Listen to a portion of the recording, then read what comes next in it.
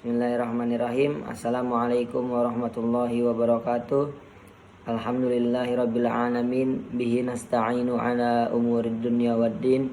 Wassalatu wassalamu ala asyrafil anbiya'i wal mursalin wa ala alihi wa sahbihi ajma'in, amma ba'du. Pertama-tama yang saya hormati yaitu dosen pengampu saya di mata kuliah Shorof Penerjemahan, yaitu Bapak Dr. Zamzami Nur Huda.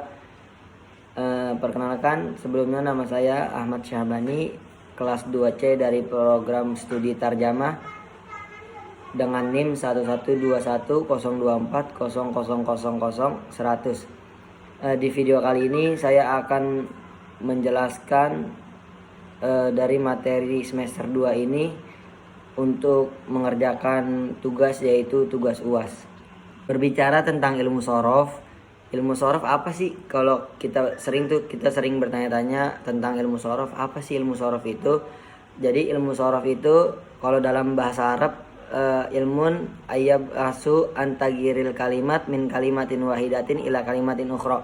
Jadi ilmu shorof itu ilmu yang membahas tentang perubahan kalimat dari kalimat yang satu ke kalimat yang lain. Contoh dari perubahan kalimat yaitu kayak dari kataba ke yaktubu. Kataba itu fi'il madi, sedangkan yaktubu itu fi'il mudhari. Fi'il madi itu kataba artinya menulis. Fi'il madi itu membahas tentang masa lalu atau sesuatu yang telah dikerjakan di masa lalu. Sedangkan fi'il mudhari menjelaskan tentang pekerjaan yang sedang dikerjakan ataupun pekerjaan yang akan dikerjakan nanti di masa yang akan datang. Arti dari kataba sendiri yaitu menulis, sedangkan yaktubu berarti dia laki-laki menulis. Kalau taktubu dia perempuan menulis. Di dalam bahasa interlingual yaitu shorof berarti ilmu sintaksis. Bismillahirrahmanirrahim. Untuk penjelasan yang pertama, apa yang dimaksud dengan pembentukan kata, lalu bagaimana cara mengaitkannya dengan afiksasi inflektif dan derivatif.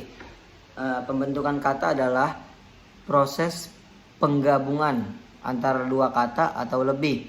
Pembentukan kata ini ada banyak, salah satunya afiksasi. Dalam afiksasi ini perubahannya ada dua, yaitu afiksasi inflektif dan afiksasi derivatif. Afiksasi inflektif yaitu pembentukan atau perubahan kata yang tidak mengubah kelas katanya. Disebut juga tasrif lugawi kalau dalam bahasa Arab. Contohnya kayak khoroja menjadi akhruju, menjadi takhruju, menjadi yakhruju. Itu namanya tasrif lugawi kalau dalam bahasa Arab.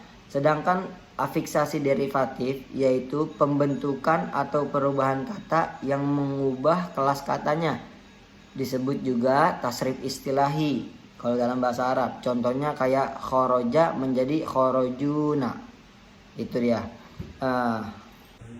Apa sih yang dimaksud untuk penjelasan nomor 2? Apa sih yang dimaksud dengan kata dasar dan kata turunan? Lalu bagaimana pembentukan kata dasar dan kata turunan dalam bahasa Arab? Bagaimana dikaitkannya dengan bahasa leksikal dan bahasa dan makna gramatikal?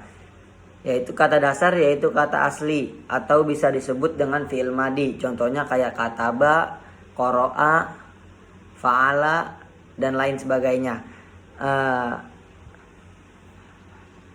Sedangkan kata turunan yaitu kalau dalam bahasa Arab bisa dibilang dengan fi'il mudhari atau fi'il amar. Contohnya kayak yaktubu, yaqra'u, yaf'alu. Kalau fi'il itu fi'il mudhari'nya. Kalau fi'il amarnya uktub, iqra sama if'al. Itu kalau dari fi'il amarnya. Makna kata dasar sendiri merupakan makna dari leksikal. Contohnya kayak kelas. Contohnya kayak kelas. Sedangkan makna kata turunan merupakan makna gramatikal. Contohnya kayak ditambahin tuh kayak akhirnya tuh kayak ada huruf san, kayak kelasan gitu. Penjelasan nomor 3 yaitu apa sih yang dimaksud dengan i'lal, idgham dan ibdal dalam morfologi Arab. Bagaimana cara mengaitkannya dengan morfonemik. Lalu berikan contohnya. I'lal yaitu mengganti huruf ilat dengan huruf ilat. Huruf ilat itu ada 3, yaitu wawu, alif, ya. Berarti mengganti 3 huruf itu dengan 3 huruf yang sama. Contohnya kayak sowana menjadi sona. Itu contohnya. Lalu idgham yaitu perubahan yang menggabungkan huruf yang sama. Contohnya kayak huruf yang sama tuh kayak gini. Madda asal katanya menjadi madada. Itu asal katanya madada menjadi madda. Lalu ibdal yaitu mengganti huruf ilat menjadi huruf sahih. Contohnya kayak da'awa menjadi da'a'a. Ketiga proses perubahan tersebut disebut juga dengan morfonemik. Selanjutnya yaitu nomor 4. Ada setidaknya kontrastif antara morfologi Arab dan bahasa Indonesia. Sebutkan 5 hal saja yang masing-masing berkaitan dengan bahasa Indonesia.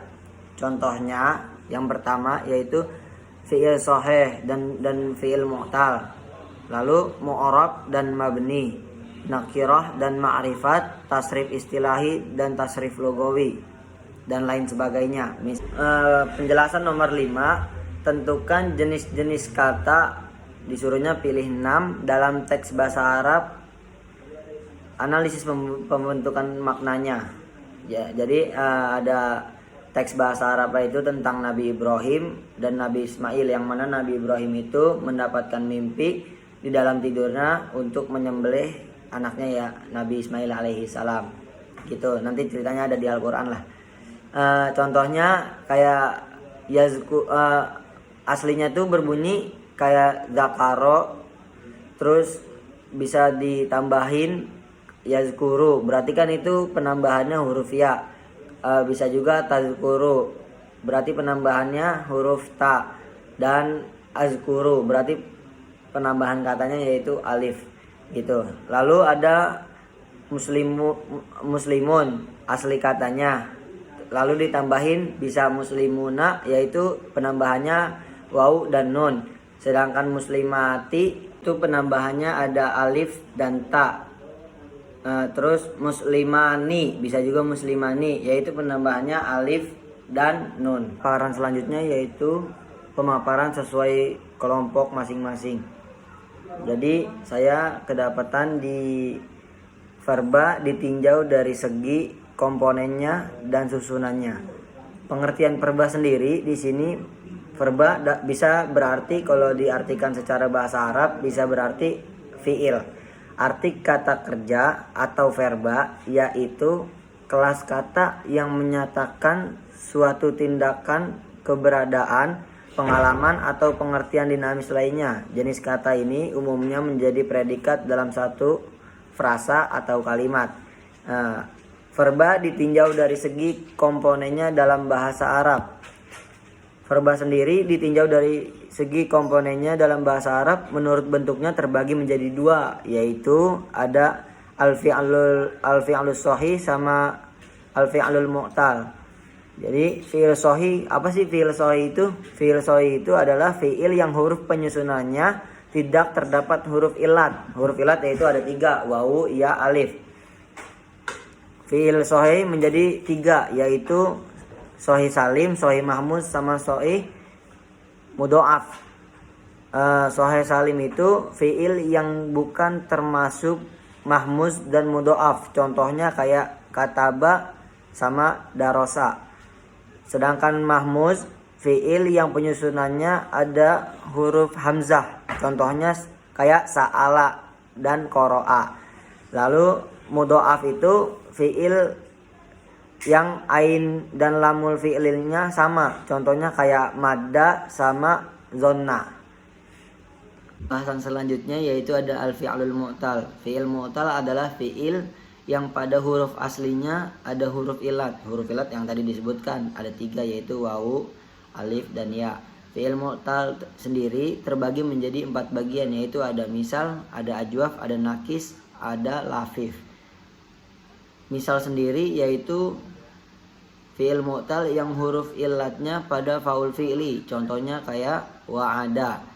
Lalu ada ajwaf, fi'il mu'tal yang huruf illatnya pada ainul fi'linya. Contoh kayak ada. Lalu yang nakis, fi'il mu'tal yang huruf illatnya pada lamul fi'li. Contohnya da'a. Lalu ada yang terakhir lafif. Lafif sendiri terbagi menjadi dua bagian, yaitu ada lafif mafruk, ada lafif makrun. Lafif makruf adalah fi'il mu'tal yang huruf illatnya pada fa dan lamul fi'linya. Contohnya kayak wafa. Lalu ada lafif makrun. Lafif makrun ini fi'il mu'tal yang huruf illatnya pada ain dan lamul fi'linya. Contohnya kayak rawa. Lalu pembahasan selanjutnya yaitu ada verba atau fi'il ditinjau dari segi susunannya dalam bahasa Arab. Verba atau fi'il ditinjau dari segi susunannya dalam bahasa Arab menurut susunannya terbagi menjadi dua bagian, yaitu ada fi'il mujarrad dan fi'il mazid.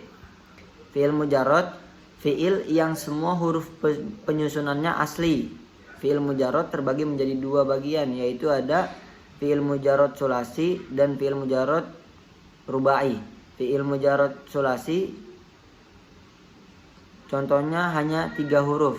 Fi'il mujarrad sulasi ini ada 3 huruf. Contohnya a, i, u, yaitu fa'ala, fa'ila, fa'ula.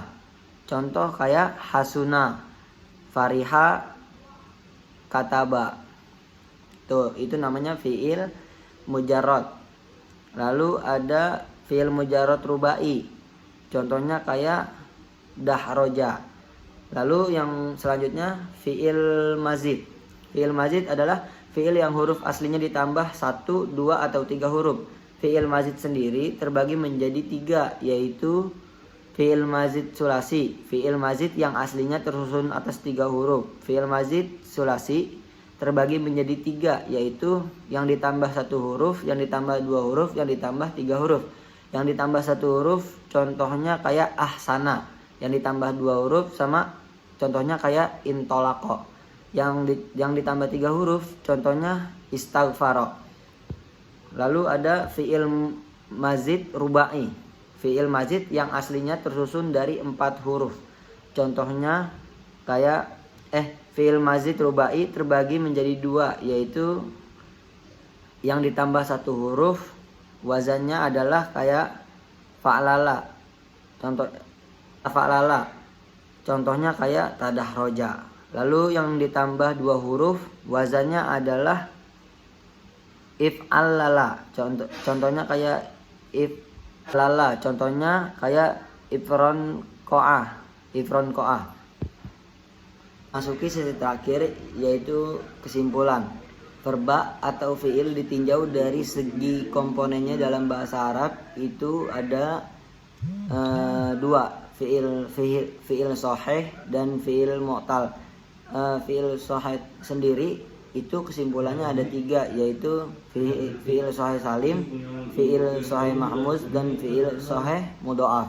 Sedangkan fi'il sahih mu'tal itu ada 4, yaitu fi'il mu'tal misal, fi'il mu'tal ajwaf, fi'il mu'tal nakis, dan fi'il mu'tal lafif. Sedangkan verba ditinjau dari segi susunannya dalam bahasa Arab itu menjadi 2, ada fi'il mujarrad dan fi'il mazid. Fi'il mujarrad sendiri itu ada 2, yaitu fi'il mujarrad sulasi dan fi'il mujarrad rubai. Sedangkan fi'il mazid itu menjadi 2 juga, yaitu fi'il mazid sulasi dan fi'il mazid rubai.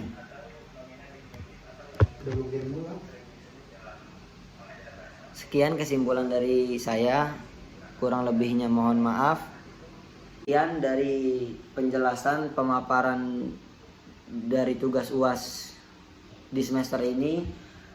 Kurang lebihnya saya mohon maaf apabila ada kesalahan, itu datangnya dari saya sendiri atau penjelasan yang kurang jelas.